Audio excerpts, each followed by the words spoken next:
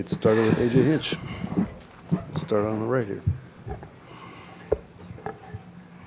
You talked before the game about the moment, the stage, and you were correct. It didn't look like anything, like they came out playing loose like we've seen them the last 2 months.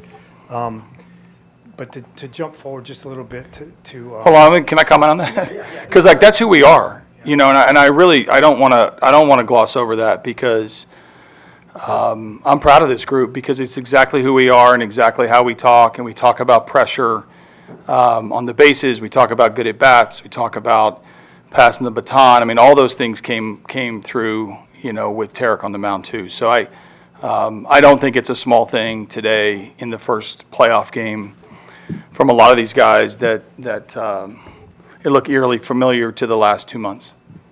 Especially the last inning there. Did you have Baltimore flashbacks? Bringing Bo into that one, same. Oh no, you know what? I mean, listen, I know this team that we're playing. I know the coach cliche of like they're going to play their 27 outs, but they are. I mean, this is a very difficult momentum-built team to get through over and over and over again. And I thought our pitching staff did a really good job from Tarik to Vest to Holt, you know, and then Jason gets, you know, Foles gets in a good count against Jordan, and Jordan does Jordan things, and so that woke the building up, and all of a sudden off they go. So it's not coach speak to say 27 outs. Like you got to get the last one, and until you get the last one, you know, nobody really feels very good, and at this time of year. I'll stay on the right with Jason. AJ, what was the concern with Skubal when you went out there, I think in the sixth? 100% panic. Like I'm going out there to watch, like to see what's going on with this guy. It's just the same exact thing. In the sixth was different. I'm sorry, the first foul ball or the ball off his glove was the same exact thing that happened a couple of weeks ago. You know, he needed a second to capture himself. And then I saw him uncomfortable cramping was the main issue. And he felt like he was about, you know, to be in a full body cramp. So like once he could take a deep breath, I felt a lot better when he said the word cramp. And then, you know, and Jake asked him if he's got a couple more in him. And I'm not sure if he meant pitches or innings, but we took the pitches. What impressed you most about, you know, that 3-run inning for you guys, you know, from, you know, Parker beating out the double play to Jake swinging 3-0? It seemed like a lot of stuff that have made you guys effective over the last. Yeah, we just didn't try to do too much, and you know, we say this sometimes about not trying to be the hero and just play the game and see where it takes you. And you saw that with the 3-0 swing, not trying to lift and hit the ball to the train, but a good solid base hit. You saw the torque walk, which was a long at bat, and he was able to battle him to get, you know, at the beginning of that inning. You saw the Sweeney be aggressive. You just saw a lot of things that signaled that the guys understood the moment, and they understood that Fromber is not somebody that is just going to miss middle. And give you something easy to hit. The ball moves, it cuts, it sinks, it curves. He threw us some changeups to some of our guys, and we continue to stay disciplined. I mean, Wenzel today, the Oppo base hit. Everybody loves Oppo base hits. They say that's good hitting. So I like that about our team is we took a game plan and took it into the game, executed, stayed really disciplined, and put a guy on base every inning to put pressure on the other side to have to deal with that. Go in the front to Christy.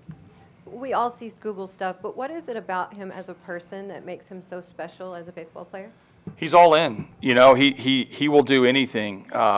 He's intense, but he's under control. He's competitive, but he's a thinking man's pitcher. He's got weapons. I mean, he's the complete package of a guy that you want anchoring a staff. And as he's gotten more popular and more attention and more status, you know, within the game, he continues to work harder. I mean, before I came over here, I wanted to find him, and he was doing his arm exercises with our training staff. So he's all in. Like it's not, he's competitive. You see him screaming off the mound, as competitive as he is.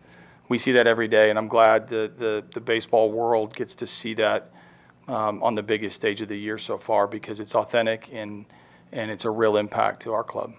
Go in the front on your left.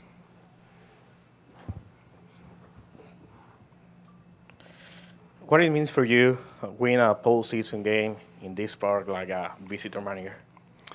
It means a lot for our team, to have a 1-0 lead. I think it doesn't matter. We wouldn't have cared where the ballpark is, who we're playing, what sentimental values there are.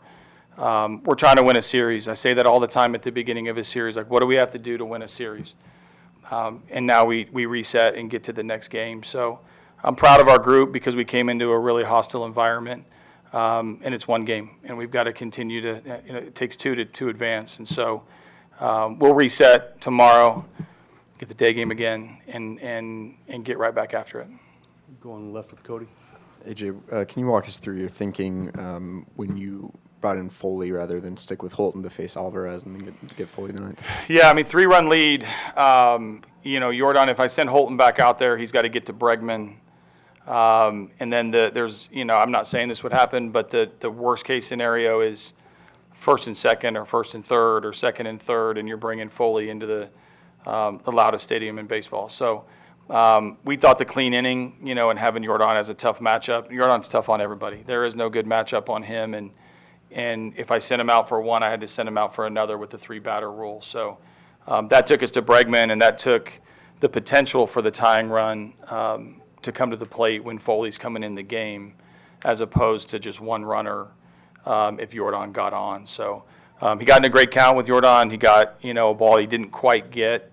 Riley gave a great effort, but you could hear everybody wake up when he got on second. Go on the left, third row.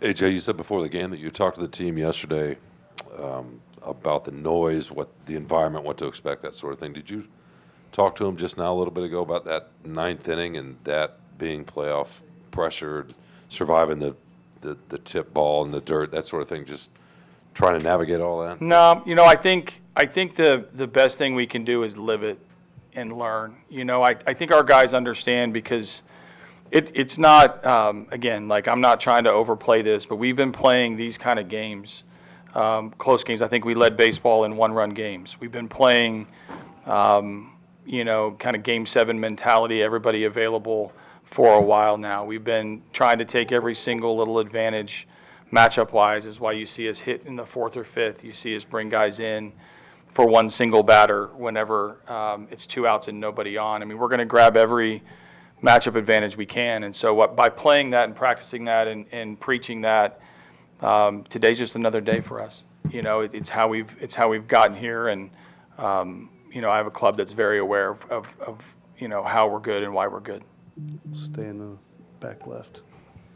AJ, you stuck with your platoon guys and Andy and Justin Henry, and they put together some pretty good at-bats. How good was that to see them kind of rise? It's big for us. It's big for us. I mean, there's just the way that Joe managed against us. You saw them always paying attention to where Karp was with the left-hander. They bring in Hader at the end. Ferguson comes in. King comes in.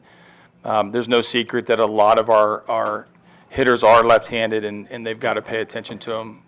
Riley obviously as well. Colt when he got in there. So the other side of that is it's important for us to to be able to defend the left side of a bullpen with our right-handed hitters or left-handed starters. So I think it's for those of you guys that have been around us. You've seen Andy be almost an automatic hit. You've seen Jahan do a lot of damage. That's not how September went for either one of them. So. But just because it didn't work or didn't work out or they weren't in a great place in September doesn't mean when the calendar flips that they can't get right back to who they really are. Go in the back right. You mentioned a little bit ago the loudest crowd in baseball. I'm sure the people here love to hear that. Did you get any flashbacks to your time here once things livened up in the 9th inning? Not during the 9th inning. I mean, I can reflect back after the game, but I'm pretty locked in when I manage. So no real room for sentimental emotions. We're trying to get to the 27th out. I'm in a completely different dugout. I'm wearing this uniform. I don't need to relive my time here. I live here. I hear about it all the time. Every time I come back, it is a topic, and I appreciate the support that I get, even on a tough day, for fans to cheer for me because I'm in the opposing dugout as the opposing manager. But direct answer to your question is I'm pretty locked in the 9th inning and not worrying about my past. We'll go on the right to Alden.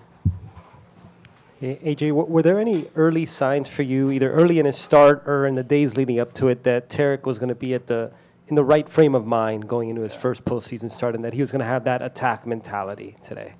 What I liked about the time leading up to his start was he was laser focused on Sunday to get us in the playoffs if we needed it, and didn't even talk playoffs or didn't talk about Tuesday until after we clinched. And actually, that night that we clinched, we didn't talk a lot about the playoffs either. We celebrated the hell out of that accomplishment. So that was his lead-in. He was locked in on starting on Friday. He's the same.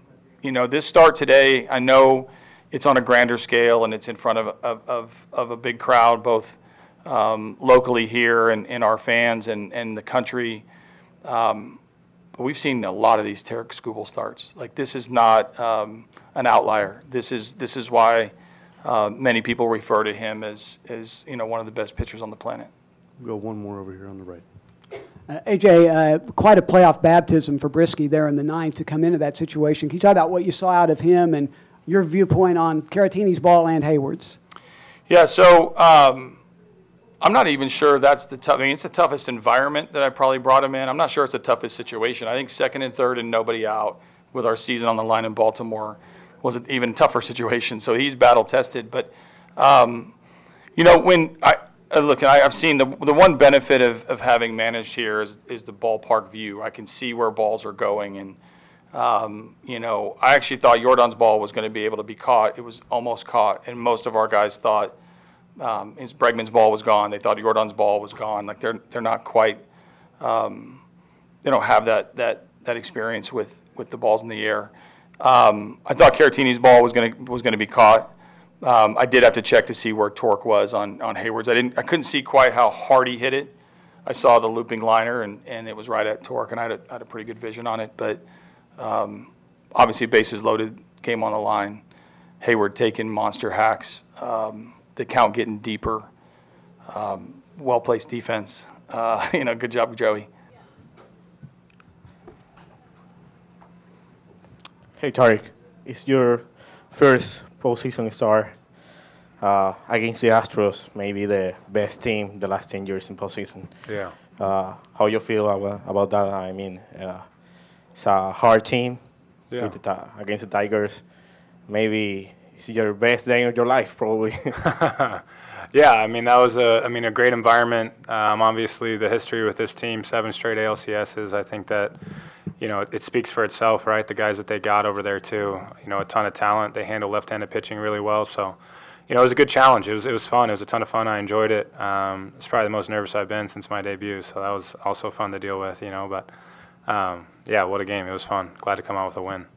Go to Cody in the second row. Tarik, AJ said you were dealing with cramps there in the sixth. Is that right? And then what allowed you to finish that inning? Yeah, I mean, just cramp, left hamstring. I've had it before. And for whatever reason, that's where I cramp, when I kind of get dehydrated. But, yeah, I mean, I feel fine. I'm not really worried about it going forward. But that at-bat probably went longer than I wanted it to, and then having to get another out. But it's okay. I feel good now. Go to Michael on the right, middle. Hey, Tarik. AJ Hinch said the plan after you in the series is chaos, relying on a bunch of different guys. What gives you confidence in the group of pitchers around you to be able to pull this off as a group effort, so to speak? Yeah, I love it. I mean, those guys have been doing it for the last month and a half. Just mixing and matching, coming in any situation, any scenario, doesn't matter. Straight from Toledo right into leverage innings, they've been doing a great job at it too. It doesn't matter who's taking the ball. They come in and make pitches, and I think it makes AJ's job really fun when we have guys like that down in the bullpen that are able to do that. And I think it, makes the other team's job really hard too. There's no rhythm, there's no flow. You kind of disrupt timing, get guys mix and match different looks, and I think it's to our advantage for sure. We'll stay in the middle, right behind Michael. You were able to put together 2 5-pitch innings. When the cramping comes, just how frustrating is it maybe that you had that momentum going and you're going back and forth, and I'm assuming you obviously expected to be in a lot more before the cramping started? Yeah, 5-pitch innings, you take it, right? First inning was 5 pitches, and I think, the 5th was 5 pitches? Yeah, I mean, I'm going to take that. I'll never complain about that. But, yeah, I mean, it's frustrating. I don't really know what I can do I hydrate enough. Nutrition's fine. It's just Probably a product of trying to throw every pitch pretty hard, and I'm a heavy sweater as it is. So, yeah, I mean, I come out of the game whatever, but we ended up winning, so it doesn't matter. Go on the right to Alden. Hey, Tarik, how were you able to add as much break to your changeup as you did this year? And how much of a separator do you think that was? Oh, yeah, that pitch has been big for me. You know, I face a ton of right-handed hitters, and the lefties that you get are going to be really good left-handed hitters. So that pitch has been huge for me just to get something that goes away from them. And, you know, I still have spin in my back pocket too and a fastball. But it's been big for me. And it's, you know, it's a credit to the pitching staff and kind of all the technology and stuff that they got and kind of get their hands on me. And I trust those guys with a lot. And I ask a lot of them too, and they always, you know, respond. So I think it's a credit to what we got going on as an organization. Change for you? Slightly. Kind of a cue change. Just like a mental does that make sense? Go on the front here. Tarik, you said you were as nervous as you'd ever been since your debut. Yeah. How were you able to smooth it out, calm down, and how quickly did you feel like not nervous? That's a good question. I think once you start playing catch and start just like getting your routine done, it kind of goes away. But you know, definitely leading up to it, you're nervous. You're in it, and I think being nervous is good because it means you care about what's going on. So I always think it's a good thing. But I think, you know, my debut I probably handled it the wrong way. But this time, you know, you kind of learn from those things, and I'm able to go out there and just worry about executing pitches. You know, that's when I'm at my best, and breathe, execute pitches. That's all you can do when you're out there. So, but yeah, once I got off the mound and, you know, fired my first pitch, I think all that stuff kind of goes away. Tarik, one of the few times that you got in any kind of trouble, you two guys on and you punched out Pena and then Caratini. Can you kind of take us through those at bats, especially the way you set up the changeup on Pena and then the 101 or the 100-mile two-seamer in on Caratini that looked like it took his heart out of the fight there? Yeah, that's Raj. That's Raj being Raj back there. You know, just having trust in the catcher. That'd be a good question for him, to be honest. I shook one time, and it was 117 back up the middle, so I stopped shaking the rest of the game. And it almost killed me. So, yeah, I learned my lesson. I'm not shaking. I'm just throwing whatever he throws. So, Stay on the right with Jason. Tarik, what was the key to using the Astros' aggressiveness against them? Against them, knowing how they approached you, early in the season? Yeah, I think you gotta, as in my shoes, those guys swing early and often. They put the ball in play. They don't punch out a ton. So, you got to be relentless at throwing strikes and getting ahead because that's, I think when you get behind, that's when the damage starts happening. So, understanding that, but executing pitches from pitch one and, being relentless in that. And continue to getting to leverage and keep the pressure on them just as much as they're trying to put the pressure on me. So that's where I was at kind of mentally with all that. Anything else for Tarik? We'll go to Christy in the front. After that last strikeout you had, you showed quite a bit of emotion. Would you be able to take me to that moment and kind of what all was going through your mind when you knew your day was done and you'd had a great performance? Yeah, I didn't know. Yeah, there's part of it that you kind of black out, and that just happens. But yeah, it was a big pitch. I think and later in the game, we're still up 3-0. A team like that can come back at any moment with a couple swings. Especially with the dangerous guys they got, especially at the top of the lineup. So yeah, it's just emotion. That's how I play the game. I feed off of it, and was able to make some good pitches, especially after a long Bregman at bat. Start with Chris on the right here. Hey, Jake. I asked Skubal this question. He told me to ask you this question, which I knew he was going to. Yeah. But one of the few times he got in trouble, he had Pena, he struck out Pena, and he struck out Caratini. Can you talk about the way you set up the changeup? I know you guys were attacking him with changeup, but you set it up in that at bat, and then the 100-mile-an-hour two-seamer that, in on Caratini that led to the Right. chase on the strike three. Yeah, it's just kind of what he's done all year. In big spots, we kind of. He's got 100 in the back pocket, which makes everything a whole lot harder to hit. But yeah, we kind of went hard in on Caratini 2 or maybe 3 times in a row, and then I was just kind of setting up way away and see if we could get some chase, and we did. Yeah, I think that's just Scoop. Being able to command that inside. no one likes to get hit, and we're not trying to hit anybody. But to be able to throw inside these days is a huge opportunity to get some chase away. Stay on the right with Jason. Jake, you rarely swing 3-0, put the ball in play like that. Was that an adjustment to the situation, or just some expectation that you were going to get a pitch hit? I told the guys, I was like, man, I don't. And I think I told you, I think I swung 3-0 other time this year, and got out. And I was like, man, I don't think I'm ever going to do that again. But against Framber and with his good stuff, I knew I was going to probably get a heater somewhere over the plate. So I was just trying to be a little bit aggressive there, and got a hit up the middle. Go to Cody on the left. Jake, overall, what was the approach against Framber? Seemed like you guys made him work 1 through 9, and a lot of opposite field hits for you. Still a big part of the field. Yeah, he's got a great sinker, and staying out the middle of the field is huge against him. And kind of staying through the ball, because you pull, especially righties pulling off of it. We'll get some ground balls like he's really good at. Has a really high ground ball rate with all his pitches, but yeah, we got it. We did a good job staying through the heater, and after that, did a good job adjusting to his breaking ball. We just had great at bats. We got him deep into some counts and kept fighting him off, and found some barrels and some timely times. AJ said when Skubal started cramping in the 6th, you went out and said, do you have a few more in you? Mm-hmm. What was that conversation kind of like for you? Yeah, he went out and said he thought he felt a cramp, and I said, just give me one more. And then obviously Bregman, I asked for one more, and he got 2. But yeah, I just said one more, and then we got you after this. And I think, and he just shook his head yes, and away he went.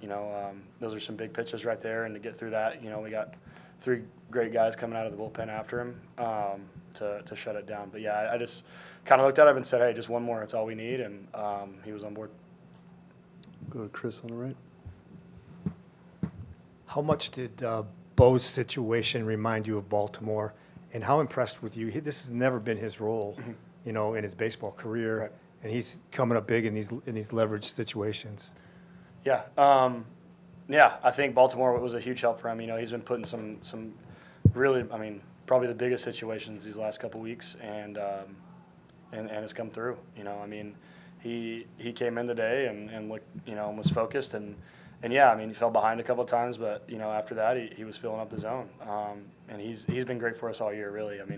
He's been put in several roles, whether that's been starting and opening, and then 2 or 3 in the middle to here he is in the 9th, coming up against some great hitters to get out in the 9th. So that's a tip of the cap to him for just being prepared for any type of situation and attacking the zone when he needs to.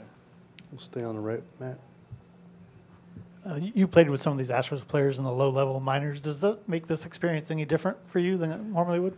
Yeah, I always like playing here. Even a lot of the staff coached me throughout the minor leagues. I'm going to forget some, but, like Jason Bell, Troy Snicker, Omar Lopez, and I played with Framber, and I was roommates with Ronel Blanco and Yordan Alvarez and Kyle Tucker, so a lot of these guys were my close buddies coming up, and I always love seeing them. They're great people, and like competing against them too, because they're great players. But I think it makes it special just to know those guys. And baseball's a small world, but for those guys to be doing well and see their success, and it makes it fun to come here and see those guys.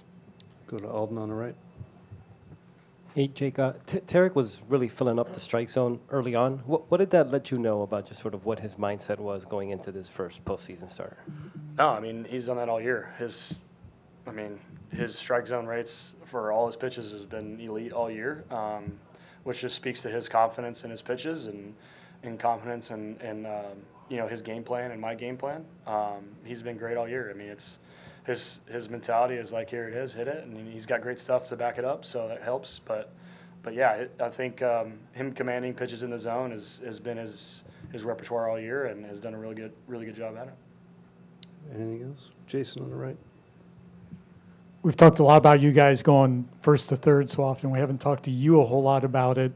Were you thinking you were going to get the third off the bat on Sweeney's ball, or was that kind of reaction? Yeah, I was going to go, hopefully just a draw throw, and then, score a run out of it. But he ended up throwing home, and Parker got in safe, and I got in safe. It was kind of what happened was kind of, the perfect situation. Yeah, I was going to go off the bat, hopefully just to draw a throw and get, and score a run there. But it worked out perfectly. And yeah, but we've been preaching it and done a really good job at it these last few months of going first or third and just being aggressive. And I think I've said this before, but you see a catcher going first or third and make it. Any other guys can do it. And I think that's just kind of a mentality we've had all year. Balls in the dirt, first or thirds. It's be aggressive because again, it's hard to make those throws from the outfield, and as a catcher, blocking and retrieving it is a really hard thing to do.